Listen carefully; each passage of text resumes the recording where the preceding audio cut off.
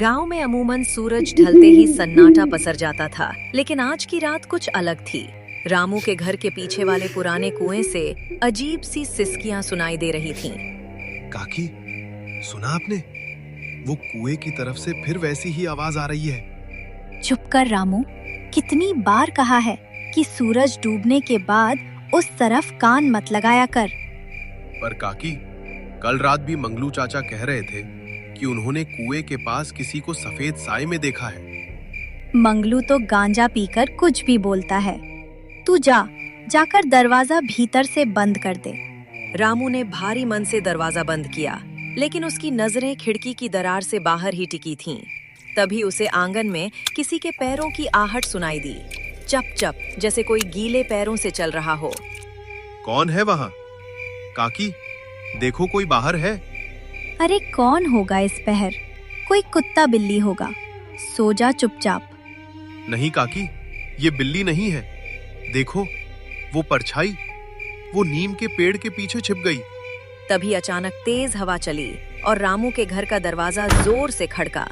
रामू की चीख निकल गई। दरवाजे के बाहर गांव का चौकीदार सुक्खा खड़ा था। रामू, काकी, जल्दी बाहर आओ, अनर्थ हो गया। क्या हुआ सुक्खा? इतनी रात को क्यों चिल्ला रहे हो? प्रधान जी के घर के सामने जो पुराना पीपल है, वहां किसी ने खून के निशान देखे हैं और मुंशी जी का कहीं पता नहीं है। मुंशी जी? वो तो शाम को चौपाल पर बैठे थे। वहीं से गायब हुए हैं। कोई कह रहा है उन्हें कुएं की तरफ जाते देखा गया था। हे भगवान, उसी कुएं की तरफ? रामू, तू बाहर मत निकलना। नहीं काकी, मुझे जाना होगा। मुंशी जी अकेले आदमी हैं। अगर उन्हें कुछ हो गया तो? रामू और सुक्खा हाथ में लाठियां लेकर कुएं की तरफ बढ़े। रास्ते में उन्हें बिरजू मिला, जो गांव का सबसे पुराना निवासी था। मत जाओ उधर, उस कुएं की प्यास फिर से जाग गई है। 20 साल पहले भी ऐसे ही सन्नाटा छाया था। बिरजू दादा, आप डराओ मत। मुंशी जी को ढूंढना जरूरी है। जो गया सो गया। अब जो वापस आएगा वो मुंशी नहीं होगा। बिरजू दादा, पहेलियां मत बुझाओ, साफ साफ कहो, क्या जानते हो? वो देखो, क्या वो मुंशी जी का अंगोछा नहीं है? कुएं के पास एक लाल रंग का अंगोछा पड़ा था, जिस पर गहरे रंग के धब्बे थे। सुक्खा ने पास जाकर देखा। ये तो खून है। और देखो, कुएं के अंदर से कैसी सरन भरी बदबू आ रही है। अंदर कुछ सफेद सा चमक रहा है। सुक्खा भाई, क्या ये मुंशी जी की धोती है? रुको, मैं रस्सी लेकर आता हूँ। हमें नीचे देखना ही होगा। तभी अचानक कुएं के पीछे से एक जोर की हंसी सुनाई दी। सब चौंक गए। वहां गांव का पागल, जिसे सब भोलू कहते थे, खड़ा नाच रहा था। आ गया, वो आ गया। अब सबकी बारी आएगी। एक एक करके सब कुएं में सोएंगे। भोलू, तू यहाँ क्या कर रहा है? तूने मुंशी जी को देखा? देखा भी और सुना भी। मुंशी जी तो अब पानी बन गए। छपाक। सच बता कमीने, तूने उन्हें धक्का दिया? मैंने नहीं, उस साए ने, जो ऊपर हवेली से उतरा था। हवेली का नाम सुनते ही सबके चेहरे पीले पड़ गए। वो हवेली जो बरसों से खाली पड़ी थी, जिसे सब शापित मानते थे। हवेली? पर वहां तो कोई नहीं रहता। कोई रहता है या नहीं, ये तो कल सुबह पता चलेगा। फिलहाल मुंशी जी को ढूंढो। रात भर गांव वाले मुंशी जी को ढूंढते रहे, पर उनका कहीं पता नहीं चला।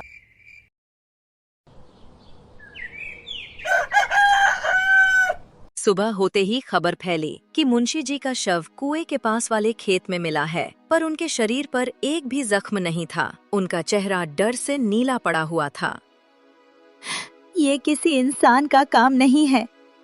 ये तो वही बला है जो 20 साल पहले आई थी। नहीं काकी, ये किसी इंसान की ही चाल है। मुंशी जी के हाथ में कुछ दबा हुआ था। क्या था? मुंशी जी के हाथ में कुछ दबा हुआ? एक पीला धागा, ऐसा धागा जो सिर्फ प्रधान जी के घर में पूजा के दौरान इस्तेमाल होता है। सबकी नजरें प्रधान जी की तरफ मुड़ गईं, जो दूर खड़े मुंशी जी की लाश को देख रहे थे। उनके चेहरे पर दुख कम और बेचैनी ज्यादा थी। मुंशी जी की मौत ने गांव में दहशत फैला दी थी। हर कोई एक दूसरे को शक की निगाह से देख रहा था। रामू के मन में प्रधान जी को लेकर संदेह घर कर गया था। सुखा भाई, आपने देखा था जब मुंशी जी की लाश मिली, प्रधान जी की नजरें सिर्फ उनके हाथों पर थीं। हाँ रामू, मैंने भी गौर किया। पर प्रधान जी मुंशी जी को क्यों मारेंगे? मुंशी जी तो उनके सबसे वफादार आदमी थे। शायद मुंशी जी को कुछ ऐसा पता चल गया था जो उन्हें नहीं जानना चाहिए था। वो पीला धागा, वो सबूत है।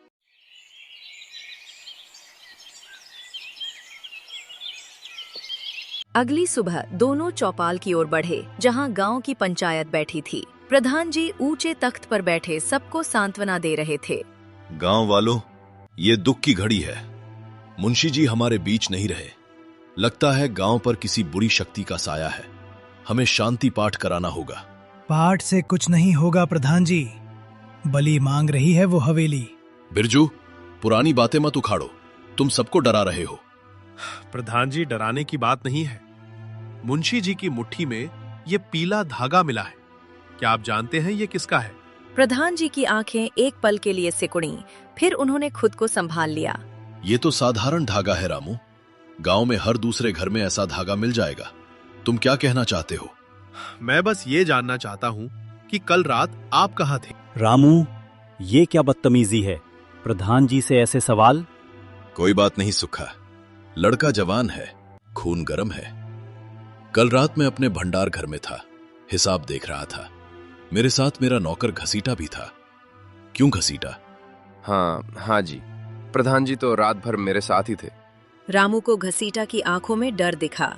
उसे यकीन हो गया कि घसीटा झूठ बोल रहा है।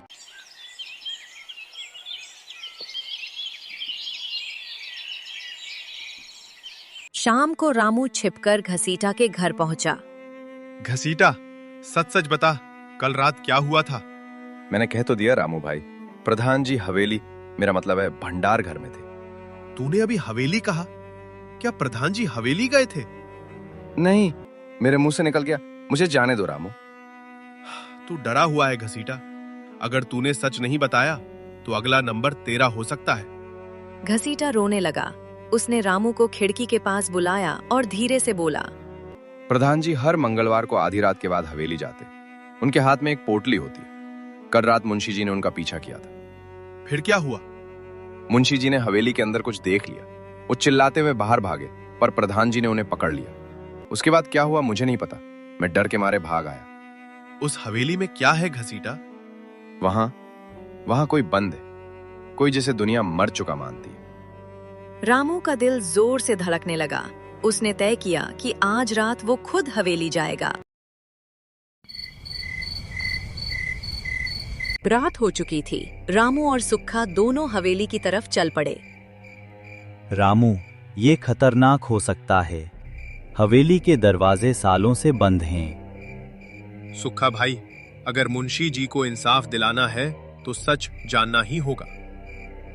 रात के 2 बजे, जब पूरा गांव गहरी नींद में था, रामू और सुक्खा हवेली की पिछली दीवार फांदकर अंदर घुस गए। अंदर चारों तरफ जाले और धूल थी। अचानक उन्हें ऊपर की मंजिल से किसी के चलने की आवाज आई। रामू, देख वहां रोशनी। चुपचाप ऊपर चलो। ऊपर के कमरे में एक लालटेन जल रही थी। वहां प्रधान जी खड़े थे और उनके सामने एक बूढ़ा आदमी जंजीरों से बंधा बैठा था। उस आदमी के बाल बढ़े हुए थे और वो बिल्कुल कंकाल जैसा लग रहा था। कितना समय हो गया, तुम अभी भी नहीं बोलोगे? वो जेवर कहाँ छिपाए हैं? कभी नहीं, वो गांव की अमानत है। तुम जैसे लालची आदमी के हाथ वो कभी नहीं लगेंगे। मुंशी को भी यही घमंड था। देखा क्या हाल हुआ उसका। अगर कल तक नहीं बताया तो तुम्हारी लाश भी उसी कुएं में मिलेगी। तो ये है आपका असली चेहरा, प्रधान जी? प्रधान जी ने पलट कर देखा। रामू, तुमने यहां आकर बहुत बड़ी गलती कर दी। हमने सब सुन लिया है। मुंशी जी को आपने मारा है। मुंशी ने वो देख लिया जो उसे नहीं देखना चाहिए था, और अब तुम दोनों भी वही देख रहे हो। घसीटा, बाहर आओ। अंधेरे से घसीटा निकला। उसके हाथ में लाठी थी। उसने रामू और सुक्खा को घेर लिया। तुम्हें क्या लगा रामू, घसीटा मेरा वफादार नहीं है? मैंने ही उसे भेजा था ताकि तुम यहां आओ और मैं तुम्हारा किस्सा हमेशा के लिए खत्म कर सकूं। आप ये नहीं कर सकते, पूरा गांव जाग जाएगा। गांव वाले समझेंगे कि हवेली के भूत ने तुम्हें मार दिया, जैसे 20 साल पहले रामू के पिता को मारा था। मेरे पिता? क्या मतलब? हाँ, तुम्हारे पिता को भी जेवरों का पता था। उन्होंने मना किया तो मैंने उन्हें कुएं में धक्का दे दिया। सबने समझा वो डूब गए। रामू की आंखों में खून उतर आया। उसने छलांग लगाकर प्रधान जी को पकड़ लिया। सुक्खा घसीटा से भिड़ गया। कमरे में अफरा तफरी मच गई। तभी अचानक हवेली के बाहर मशालों की रोशनी दिखाई दी। पूरा गांव हवेली की तरफ बढ़ रहा था। ये लोग यहाँ कैसे आए? क्योंकि मैंने बिरजू दादा को पहले ही कह दिया था कि अगर मैं वापस ना आऊं तो सबको लेकर हवेली आ जाना।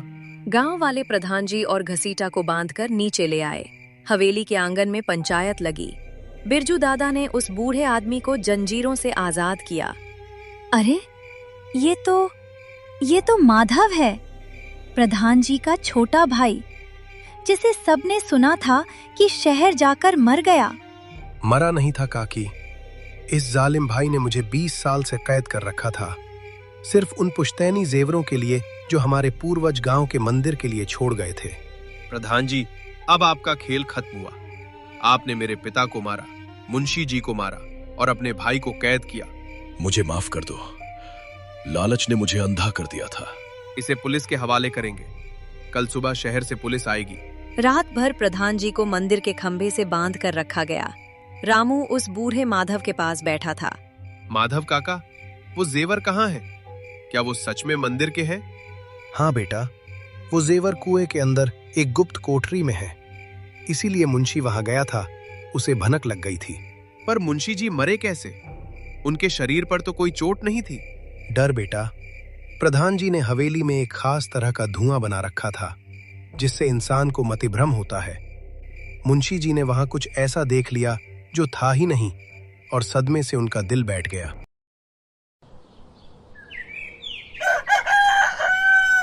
सुबह हुई, पुलिस आई और प्रधान जी को ले गई। गांव वालों ने राहत की सांस ली। रामू को नायक माना जा रहा था। शाम को रामू बिरजू दादा के पास बैठा था। बिरजू दादा, सब ठीक हो गया, पर एक बात समझ नहीं आई। क्या बेटा? माधव काका कह रहे थे कि जेवर कुएं में है, पर कल रात जब मैं कुएं में झांका था तो मुझे वहां कुछ नहीं दिखा। शायद तुमने सही जगह नहीं देखा। खैर, अब वो बातें छोड़ो, गांव अब सुरक्षित है। रामू के मन में एक अजीब सी बेचैनी थी। वो रात को चुपचाप कुएं के पास गया। उसने रस्सी डाली और नीचे उतरा। कुएं के तल में उसे एक छोटा सा दरवाजा दिखा। उसने उसे खोला। अंदर एक संदूक था। ये रहे जेवर, ये तो सोने और हीरो से भरे हैं। तभी ऊपर से एक साया दिखाई दिया। रामू ने ऊपर देखा। वहाँ बिरजू दादा खड़े थे, पर उनके चेहरे पर वो सौम्यता नहीं थी, बल्कि एक क्रूर मुस्कान थी। मिल गए ना रामू? मैंने कहा था ना, जो कुएं में जाता है वो वापस नहीं आता। बिरजू दादा, आप यहाँ क्या कर रहे हैं? 20 साल पहले तेरे बाप ने मेरे साथ मिलकर प्रधान के पिता को लूटा था, पर तेरे बाप का ज़मीर जाग गया और उसने कहा कि वो सब सच बता देगा, तो मैंने उसे धक्का दे दिया। क्या? पर प्रधान जी ने तो कहा कि उन्होंने मारा था। प्रधान को तो मैंने यकीन दिलाया था कि उसने धक्का दिया है। वो नशे में था उस रात।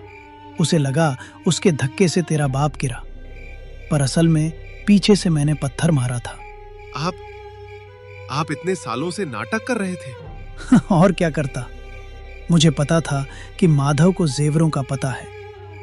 मैंने ही प्रधान को उकसाया कि वो माधव को कैद करे, ताकि एक दिन मैं उन दोनों को रास्ते से हटाकर ये सब ले सकूं। मुंशी को भी मैंने ही डराकर कुएं की तरफ भेजा था। मैं अभी शोर मचाऊंगा सबको सच बताऊंगा। कौन सुनेगा? सब समझेंगे कि तू लालच में कुएं में उतरा और मर गया, जैसे तेरा बाप मरा। बिरजू ने एक भारी पत्थर उठाया ताकि वो रामू के सिर पर मार सके, पर तभी पीछे से एक हाथ ने बिरजू का कंधा पकड़ा। मैंने कहा था ना बिरजू, पाप का घड़ा एक दिन भरता ही है। बिरजू पलटा और देखा कि उसके पीछे न सिर्फ माधव बल्कि सुक्खा और पूरी गांव की पंचायत खड़ी थी। रामू ने हमें पहले ही बता दिया था कि उसे आप पर शक है, क्योंकि आपने ही उसे कुएं की प्यास वाली कहानी सुनाई थी ताकि कोई वहां न जाए। बिरजू दादा, आपने सोचा था कि आप सबसे समझदार हैं, पर आपने ये भूल कर दी कि सच कभी नहीं छिपता। बिरजू को पकड़ लिया गया। असली गुनहगार वो था जिसे सब सबसे ज्ञानी और भला आदमी समझते थे। ये जेवर अब मंदिर के होंगे। गांव में अब कोई रहस्य नहीं बचेगा। गांव में अब सवेरा हो रहा था। सूरज की पहली किरण के साथ ही वो बरसों पुराना डर खत्म हो गया था।